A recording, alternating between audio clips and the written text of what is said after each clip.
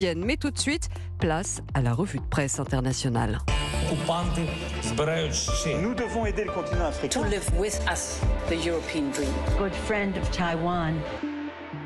Et on commence par la Chine. Inès Dufour, une tueuse en série, a été exécutée après que la plus haute juridiction chinoise a approuvé sa condamnation à mort.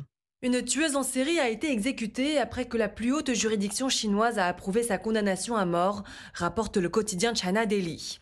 Lao Zhongzhi, 49 ans, a été impliqué dans 7 meurtres perpétrés avec son ex-petite amie dans les années 1990. Son procès a révélé qu'elle choisissait des cibles dans des lieux de divertissement et que son partenaire les attaquait par la suite. Leurs actions ont causé 7 morts, dont celle d'un enfant.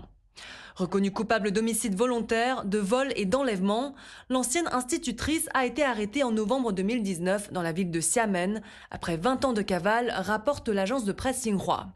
Elle a fait appel en 2021, mais sa condamnation a été maintenue. Son ex-petite amie Fa Ziying a quant à lui été arrêtée et exécutée en décembre 1999. Allez, direction l'Argentine à présent. Et Flora Genoux, Noël est clairement dans le tourbillon de l'inflation. Des fêtes de fin d'année pénibles pour les Argentins. Cela tient en un mot, l'inflation. Elle s'est levée à 27%, rien que pour les 3 premières semaines de décembre, remarque El Diario AR, qui prévient, à partir du mois de janvier, la consommation pourrait chuter et les entreprises licencier. Un morceau de viande de bœuf accompagné d'une salade, d'une bouteille de vin et d'un soda, un menu plutôt léger dans ce pays qui fête Noël en plein été, le repas des fêtes a bondi de 4500% en l'espace de 8 ans, calcule la Nation. Le quotidien remarque qu'il s'agit cette année de l'inflation la plus forte depuis plus de 30 ans.